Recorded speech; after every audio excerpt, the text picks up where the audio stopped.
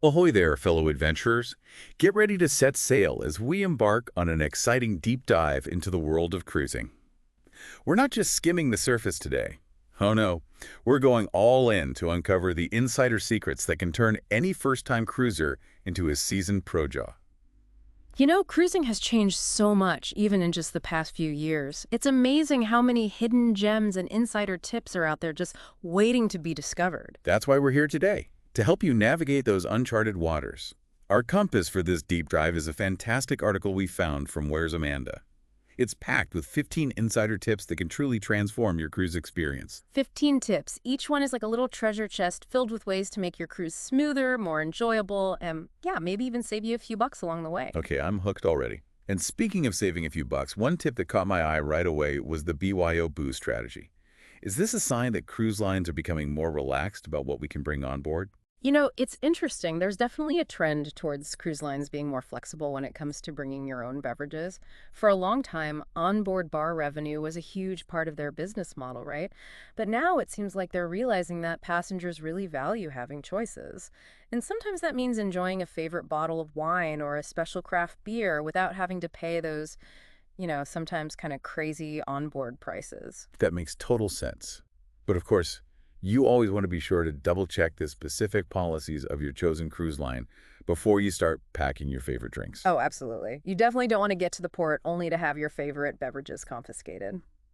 Speaking of things that can put a damper on your trip, the article also had a warning about cell phone bills.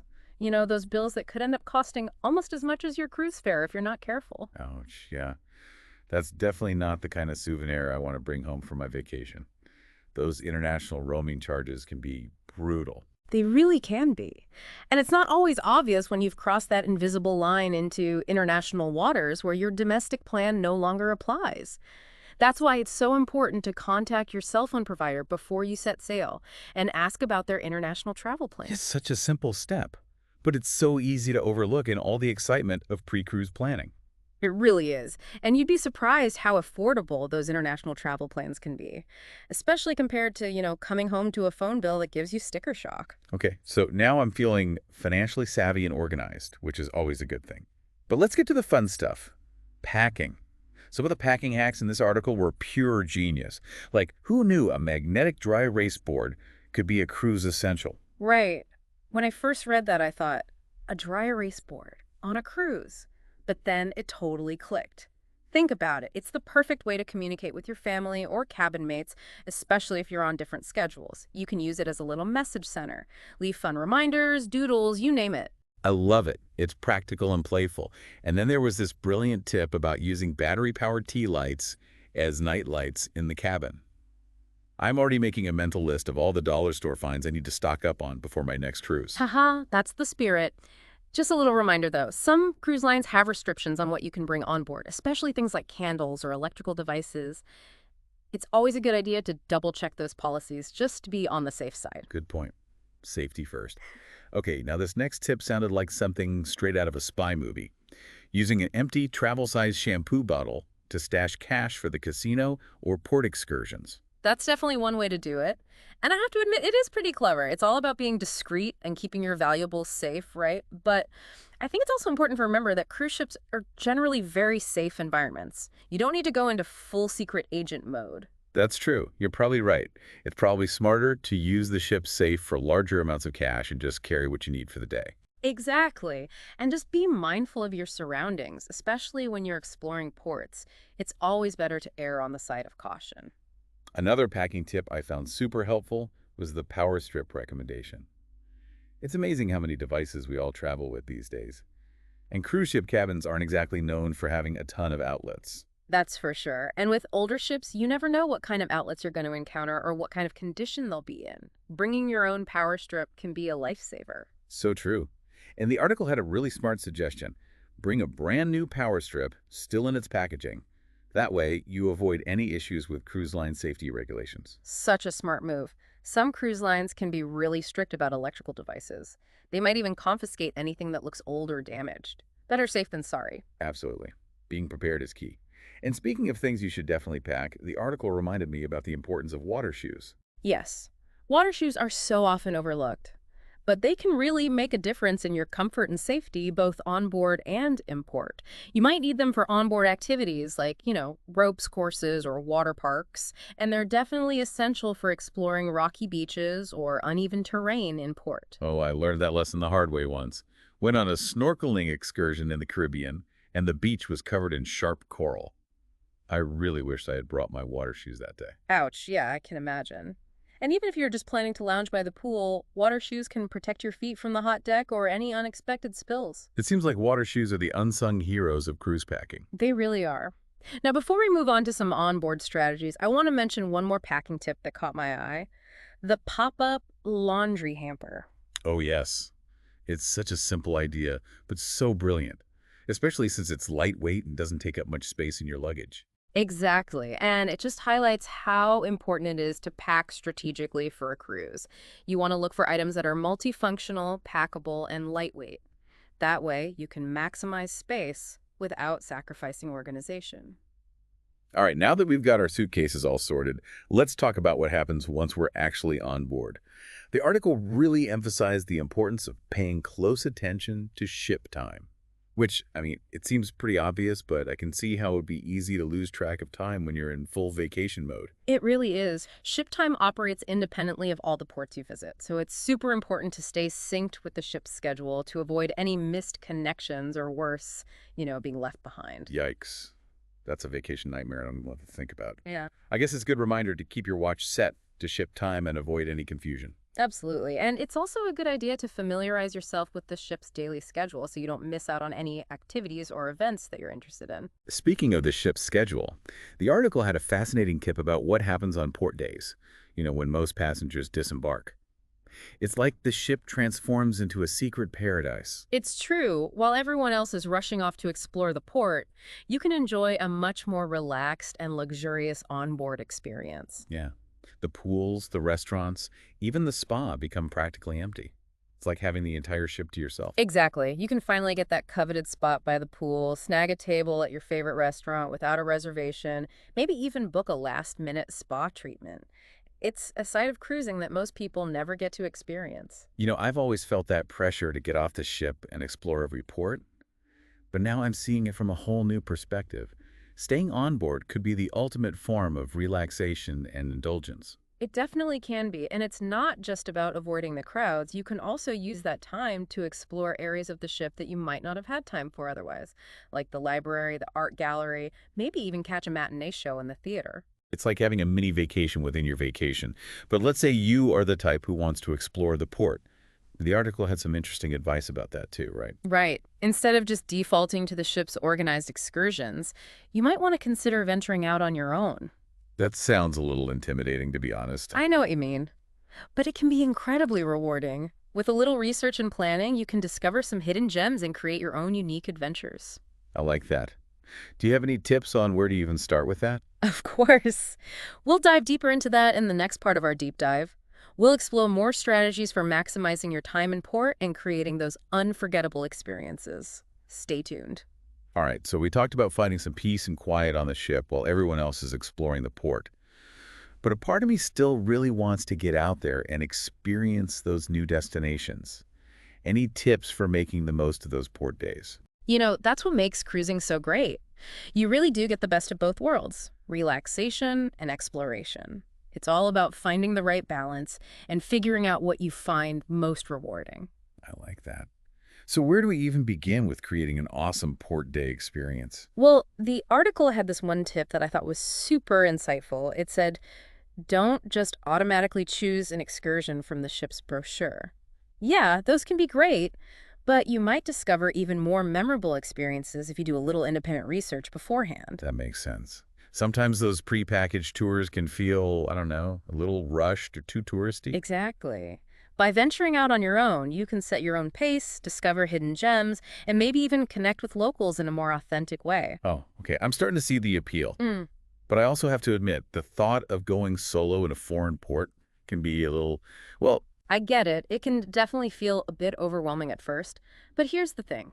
Start by thinking about what you're interested in. Are you a history buff? A foodie? A nature enthusiast? Once you know what you're passionate about, then you can start researching the port's offerings and see what aligns with your interests. I love that approach. It's like creating your own personalized adventure. Exactly. And there are so many resources available online, from travel blogs to those local tourism websites. And don't forget about good old-fashioned Oh, guidebooks. I still love a good guidebook. You can highlight things, make notes. It's like creating a tangible map of your own discoveries. I totally agree. And while you're doing your research, pay attention to transportation options too. Think about, can you easily walk to the places you want to see? Or do you need to figure out the local buses or taxis? Yeah, those logistics are important to consider, especially if you have limited time in port. Exactly. And look, it's great to have a plan, but also be open to spontaneity. Yeah. Sometimes those best experiences are the ones you stumble upon unexpectedly, right? Oh, I'm all about those serendipitous moments. So we've talked about planning those independent port adventures, but what if we do decide to go with one of the ship's excursions? Any tips for choosing wisely? Absolutely. The key is to really think about your priorities and your energy levels for that day. Are you looking for a relaxing beach day? Or are you craving an action-packed adventure? Do you prefer a small group tour or a larger, more, lively experience? It's like choosing the right cruise ship in the first place. Yeah, There are so many options that you really have to think about what aligns with your travel style. you got it. And don't be shy about asking questions. Talk to the shore excursion staff on board and get their recommendations. They often have some great insider knowledge about which excursions are most popular and which ones might be those hidden gems that most people don't even know about. That's a great tip. Okay, let's switch gears for a minute and talk about staying healthy and active while cruising. Because let's be honest, it is so easy to indulge in all that delicious food and those tempting cocktails. It really is. It's tempting to just embrace that cruise buffet mentality, right? But even incorporating a little bit of movement into your day can make a big difference in how you feel overall. The article had this fun little tip that I loved. Take the stairs instead of the elevator. I know, right? Such a simple but effective strategy. Not only do you get in a little bit of a workout, but you also get to see parts of the ship that you might otherwise miss. It's like a little treasure hunt, discovering those hidden decks or stumbling upon some unique artwork along the way. Exactly. And you never know who you might meet on those stairwells. It's a great way to strike up conversations with fellow passengers and maybe even get some more insider tips. Speaking of insider tips, the article had a suggestion that seemed almost too simple to be true. Bring a journal. Hmm. I mean, in this age of smartphones and social media, it's easy to forget the power of just putting pen to paper. I completely agree. Journaling is such a wonderful way to capture your thoughts, feelings, and memories in a much more tangible way than just posting a photo online. It's like creating your own personal time capsule of the experience. Exactly. And it doesn't have to be anything elaborate. Just take a few minutes each day to jot down those highlights, observations, maybe even just those funny little things that happened. I can just picture myself sitting on my balcony at sunset with a glass of wine, writing about the day's adventures. It's a great way to process all those new experiences and emotions too. It can help you really savor those moments and make the memories last even longer. All right, I'm convinced. My journal is going straight to the top of my packing list. Yeah. Now, we've talked a lot about maximizing our time on board and in port, but what about maximizing our budget? Are there any secret strategies for saving money on a cruise? There are actually quite a few ways to make your cruise more budget-friendly, even if you don't want to sacrifice any of the fun or indulgence. Okay, I'm all ears. One of the best tips from the article was to take advantage of those embarkation day discounts. Right, we touched on that earlier with the spa treatments and those specialty restaurants. It's such a smart way to get a head start on the pampering. Exactly. But it's not just limited to those areas. Keep your eyes peeled for other deals and promotions on that first day. You might find discounts on things like drinks packages, shore excursions, even those onboard shops. It's like a treasure hunt for savings. Exactly. And don't be afraid to just ask about discounts or special offers. The crew is often more than happy to help you find ways to save money. Another money-saving tip that caught my eye was the recommendation to book those last-minute cruise deals. Oh, yeah, that can be a really great strategy, especially if you're flexible with your travel dates and your destination. Cruise lines often offer some pretty deep discounts to fill those last-minute cabins. It's like the travel equivalent of finding a designer dress on clearance. Haha, exactly. Just be aware that those last-minute deals often mean you might have less choice when it comes to your cabin location or the specific itinerary. That's a good trade-off to keep in mind. So are there any other ways to snag those cruise deals? Definitely. Following your favorite cruise lines on social media or signing up for their email newsletters is a great way to stay in the loop about special offers and promotions. It's like getting VIP access to the best deals. Exactly. And speaking of VIP access, you might want to consider joining a cruise line's loyalty program. Oh yeah, those programs can offer some really nice perks. They really can. You might earn points towards free cruises, get priority boarding, or even receive complimentary onboard credits. It's amazing how much you can save with a little bit of planning and some insider knowledge. Exactly. And speaking of insider knowledge, let's move on to one of the most important aspects of cruising, communication. Right, the article did have some advice about that. Staying connected while at sea is great and all, but those roaming charges can really put a damper on things. They sure can. Before you set sail, do yourself a favor and contact your cell phone provider. Ask them about their international travel plans. You'd be surprised how affordable those packages can be. It'll save you from a nasty surprise on your bill when you get home. That's such a good reminder. I always forget to do that. It's an easy thing to overlook, but trust me, it's worth the effort. And while we're on the topic of communication, let's talk about connecting with your fellow passengers. Yes, cruising is such a social experience. Any tips for making the most of those interactions? Absolutely. We'll delve into that in the final part of our deep dive. We'll explore strategies for making new friends, navigating those social events, and creating those lasting memories that make cruising so special. Stay tuned. Okay, we're back for the final leg of our cruise adventure. We've covered so much ground already, from pre-cruise prep to packing like a pro, and even finding those hidden gems in port. But there's one more essential ingredient to a truly unforgettable cruise: this social scene. You know, that's what sets cruising apart, I think. It brings together people from all walks of life, all united by this love of travel and adventure. Exactly. So how can we make the most of those social opportunities on board? Well, first things first, remember that everyone is there to have a good time, relax, and connect with others. That's easy to forget sometimes. I'll admit, I tend to be a little shy about striking up conversations with people I don't know. I get it. It can definitely feel intimidating at first, but remember, you're all in this together. You're all on vacation, sharing like amazing experience.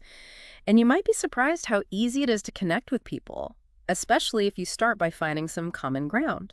That's a good point. So where do we find those common ground moments? What are some good starting points? Well, one of the best tips from the article was to attend those ships' social events, like the welcome reception or the sail away party. To be honest, I've always kind of avoided those. I always thought they might be a little too, I don't know, cheesy. I know what you mean. But honestly, they can be a lot of fun. Think of it as a chance to just step outside your comfort zone a little and embrace that festive atmosphere. Okay, I'm willing to give it a try. Plus, you never know, you might end up meeting some amazing people. I've heard stories of people forming lifelong friendships on cruises. It happens all the time. And even if you don't become best friends with everyone you meet, it's still a fantastic opportunity to chat with interesting people from all over the world. You can hear their stories, share your own experiences. It's all part of the adventure. I love that. So, any other strategies for connecting with those fellow passengers? Well, the article had this tip that I thought was brilliant. Join a trivia team or participate in one of the ship's organized games or activities. Oh, I love trivia night. It's the perfect way to break the ice and work together towards a common goal. Exactly. And even if you don't end up winning, you'll have a good laugh and maybe even learn something new along the way. Another tip that stood out to me was to just strike up conversations with people you encounter in more casual settings, like the pool deck or the buffet. Exactly. It's all about those small moments of connection. You might compliment someone on their swimsuit, ask about their favorite dish at the buffet. You never know where the conversation might lead. It's like those ripple effects you see in the water, starting from a single point and spreading outwards. I love that analogy. And don't underestimate the power of just a simple smile or a friendly greeting. It really can go a long way in creating a positive and welcoming atmosphere. I'm starting to see that cruising is about so much more than just the destinations you visit.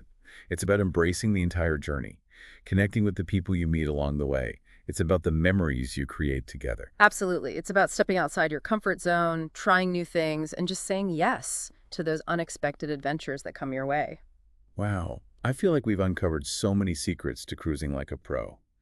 We've covered pre-cruise prep, packing like a seasoned traveler, maximizing our time both on board and in port, and now we've even explored the social side of cruising. Is there anything else we need to know before we set sail? You know, I think the most important thing to remember is that cruising is all about having fun and creating memories that will last a lifetime. So relax, embrace the experience, and don't be afraid to be yourself. I love that. That's the perfect advice to end on. I feel inspired and ready to plan my next cruise adventure. Thank you so much for joining us today and sharing all your insights and expertise. It was my pleasure. I hope you have an incredible time on your next cruise. And to all of you listening, we hope you enjoyed this deep dive into the world of cruising. Remember, with a little planning, a sense of adventure, and a willingness to connect with others, you too can cruise like a pro. Bon voyage.